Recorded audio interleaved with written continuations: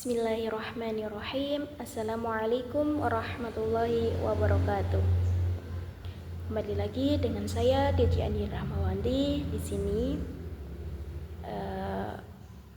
Tujuan saya membuat video ini adalah untuk memenuhi tugas UAS pada mata kuliah Tafsir Pertengahan Modern.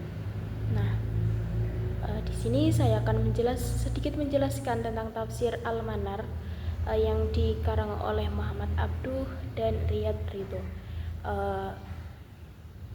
Biografi dari Muhammad Abduh, beliau ini memiliki nama lengkap Muhammad Abduh bin Hasan Khairullah.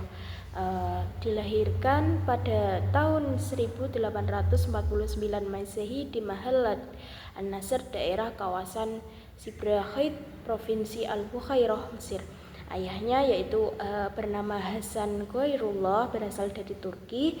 Ibunya bernama Junainah, berasal dari bangsa Arab yang silsilahnya sampai ke suku bangsa yang sama dengan Umar bin Khattab. Beliau lahir diiringi dengan kekacauan yang terjadi di Mesir. Pada saat itu penguasa Muhammad Ali mengumpulkan pajak dari penduduk desa dengan jumlah yang sangat memberatkan. Nah, akibat penduduk yang kebanyakan petani itu kemudian berpindah tempat untuk menghindari beban-beban berat yang dipikul atas diri mereka. Nah, orang tua Muhammad Abduh sendiri, Syekh Muhammad Abduh,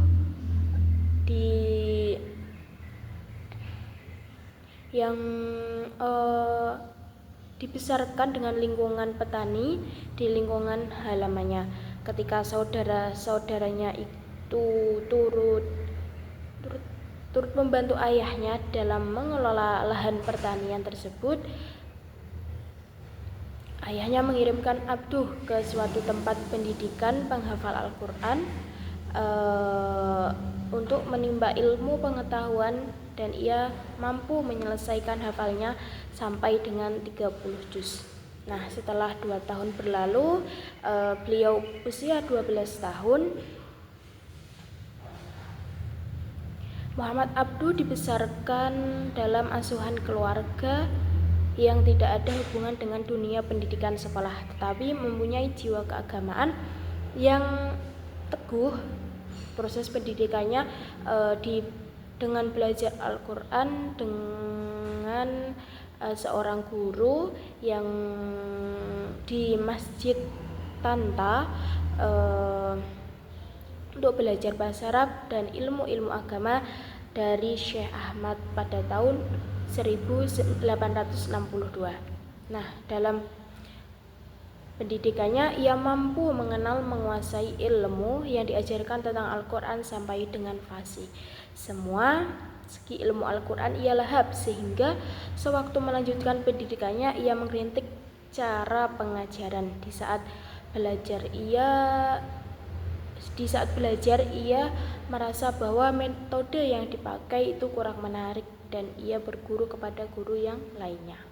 Nah, beliau belajar di Al-Azhar merupakan suatu pengalaman yang berharga bagi Abduh, sebab pada tahun 1872 itu ia berkenalan dengan Jamaluddin Al-Afghani untuk menjadi muridnya yang sangat setia.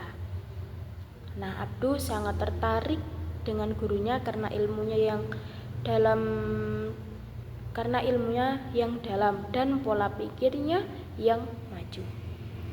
Nah, oleh karena itu, di samping belajar Al-Azhar, ia tetap bersama Jamaluddin Al-Afghani, saling berdiskusi dengan berbagai masalah. Riwayat Hari Muhammad Abduh pada tahun 1899, tepatnya pada tanggal 3 Juni, Abduh diangkat sebagai mufti. Mufti adalah sebuah jabatan yang dianggap paling tinggi. Kemudian di jabatan ini beliau ini menjabat sampai dengan meninggal. Beliau wafat pada tahun 1905. Nah, ia diangkat Beliau diangkat sebagai mufti pada tanggal 3 Juni 1899 menggantikan Syekh Sunnah Nawawi. Pada saat itu Abduh terus berusaha melakukan gerakan pembaharuan, salah satunya memperbaiki pandangan masyarakat tentang mufti.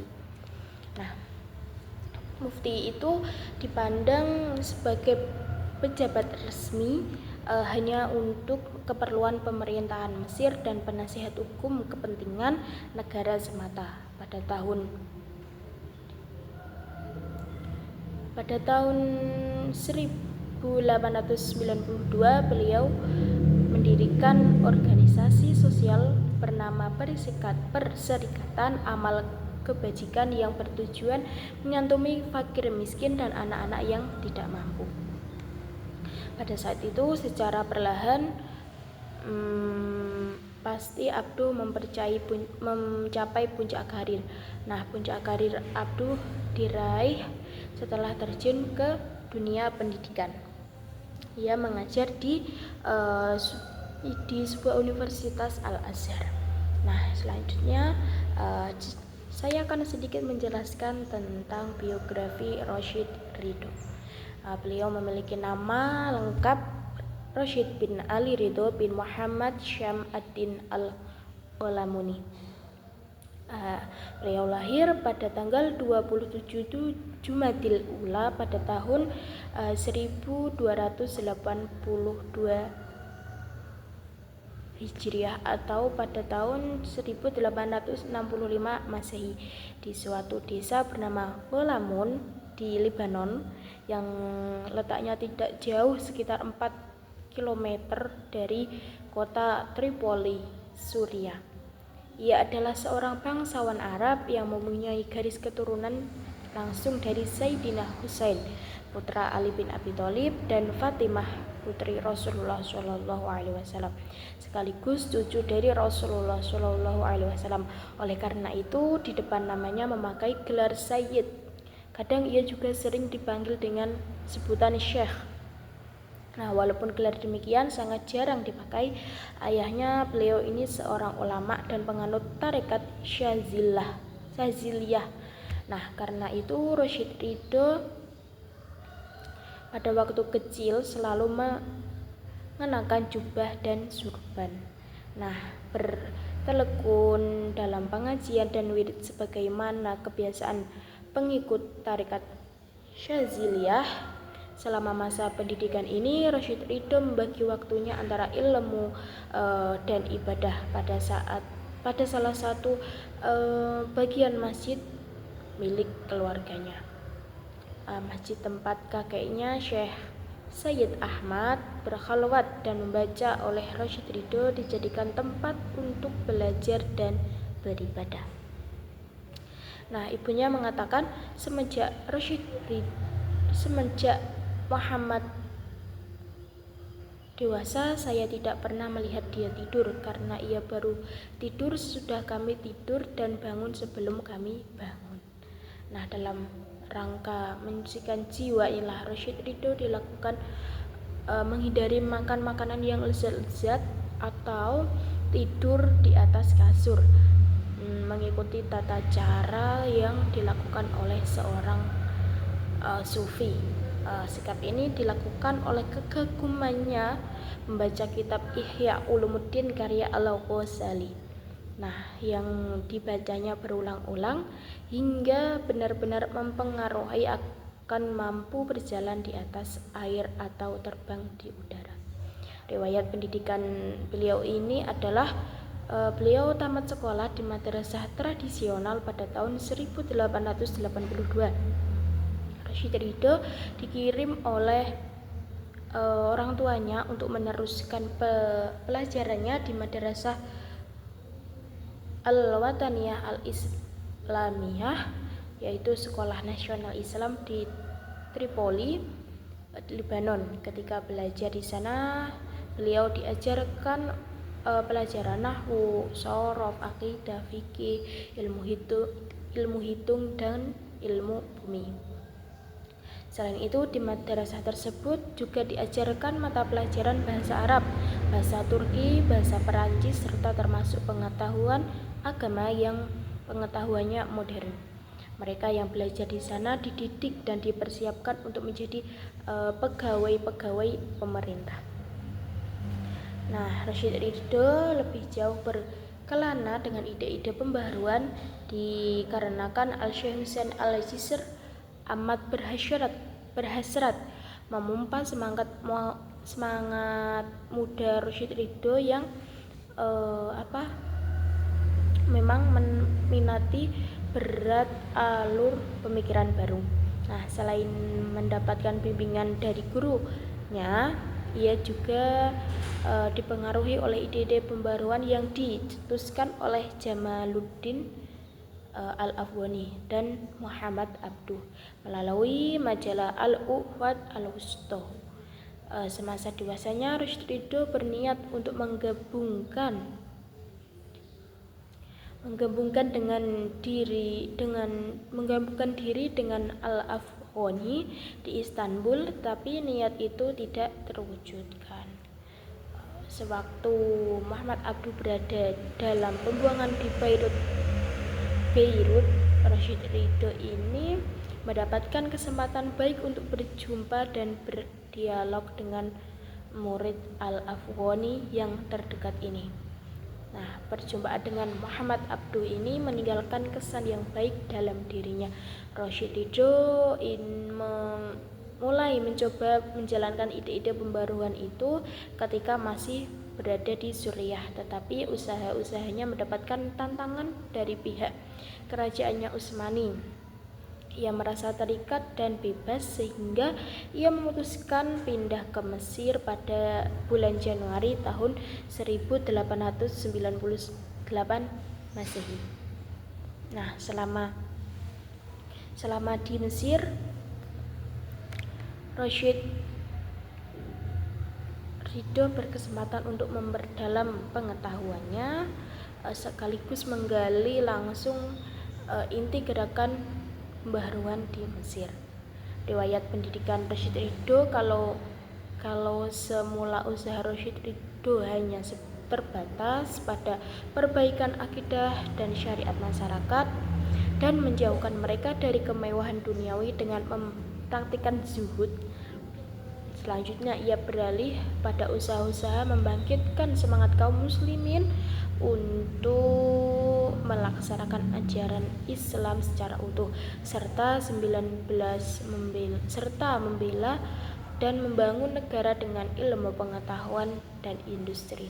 Bahkan Rashid Ridho bisa memahami ajaran Islam dengan suatu jalan baru dan yakin bahwa Islam bukan hanya agama rohani ukhrawi semata-mata, melainkan juga agama rohani dan jasmani, ukhrawi dan duniawi, yang bertujuan antara lain memberi petunjuk kepada manusia yang menguasai dengan sungguh-sungguh. Nah, di sini saya akan sedikit menjelaskan awal kemunculan tafsir Al-Manar. Tafsir Al-Manar ini sebuah kitab tafsir yang lebih terkenal dari nama aslinya, yaitu Tafsir Al-Quran Al-Hakim. Awalnya kitab ini adalah kumpulan ceramah Muhammad Abduh yang dicatat oleh salah satu muridnya, yaitu Rashid Ridho.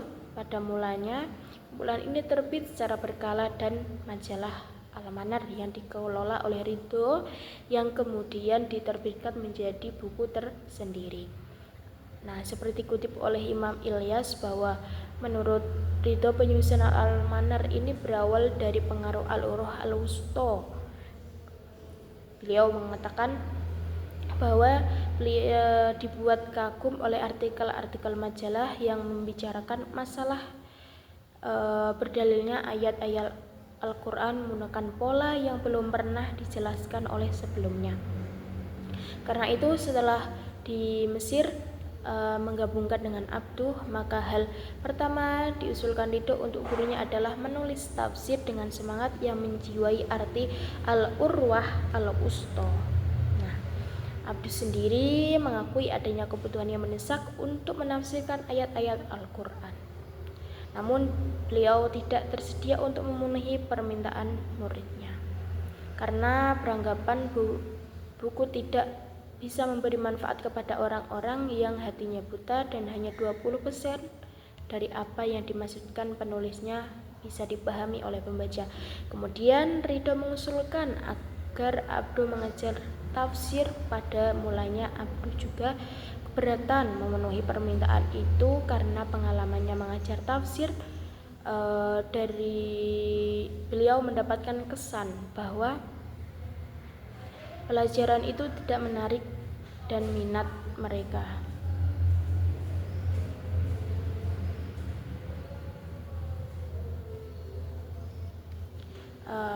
Beliau pada tafsir ini memiliki sistematika penafsiran terbagi menjadi 2 jilid yang berisi 12 surat dalam Al-Quran, yakni dimulai dari Al-Fatihah ayat 1 hingga surat Yusuf ayat 12. Berbeda dengan cara tradisional, dalam tafsir ini ayat-ayat dikelompokkan dengan kesatuan-kesatuan logis yang terdiri dari 5 sampai 10 ayat, kemudian diikuti beberapa halaman tafsir. Pembahasan yang penting dari tafsir Al-Quran sering diselingi penyimpanan panjang yang berkaitan dengan masalah agama dan masyarakat. Di dalam masing-masing jilid terdapat indeks yang memudahkan seorang pembaca untuk melakukan penelusuran yang diurutkan sesuai alfabetis atau huruf hijaiyah topik-topiknya. Nah, di setiap akhir juz Rosyid Ridho terkadang menyantumkan tanggal penulisan tafsirnya. Tafsir Al-Manar ini memiliki metode, sumber, dan corak penafsiran. Nah, dalam penafsiran Muhammad Abdu berpatokan dalam 2 landasan, yaitu riwayat sahih dan nalar atau rasional. Melihat hal itu, Muhammad Abdu menggunakan bil maksur dan bil roi. Ia memadukan keduanya. Uraian terdapat ayat-ayat Al-Quran begitu menakjubkan, dan mengesankan. Makna ayat yang diungkapkan dengan mudah dan lugas. Ia juga mengilustrasikan segudang problematika sosial dan menuntaskan dengan berpedoman pada Al-Quran.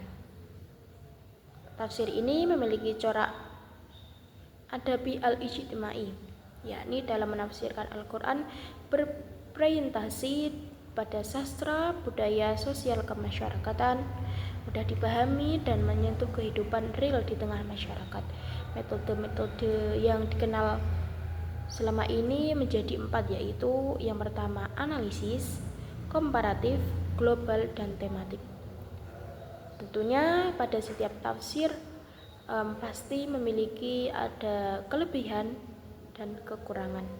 Adapun kelebihan dari tafsir Al-Manar karya Muhammad Abdu dan Rosyid Ridho, yang pertama itu dalam menafsirkan sesuai dengan pemahaman akal secara luas. Yang kedua, orang awam maupun intelektual mudah memahami penafsirannya. Yang ketiga, dalam menafsirkan ayat yang sekiranya aneh dijelaskan dengan teori-teori ilmiah dan mudah dipahami oleh seorang awam. Yang terakhir, penafsirannya sesuai dengan kehidupan masa kini. Adapun kekurangan dalam tafsir Al-Manar ini adalah Rosyid Ridho terlalu memperluas jangkauan penafsiran ilmiahnya, sehingga terkadang dirasakan adanya usaha untuk membenar-benarkan suatu teori ilmiah yang belum mapan dengan ayat-ayat Al-Quran. Dan keterangan di atas dapat diketahui tentang kelemahan dan kelebihan tafsir Al-Manar. Yang jelas, setiap karya tafsir pasti ada kelebihan dan kekurangannya, dikarenakan adanya perbedaan-perbedaan pemahaman dan latar belakang orang yang menafsirkan Al-Quran dan sumber pengetahuan penafsir. Mungkin itu sedikit penjelasan dari saya tentang tafsir Al-Manar. mungkin dapat dipahami. Kurang lebihnya saya mohon maaf. Billahi taufiq wal hidayah. Assalamualaikum warahmatullahi wabarakatuh.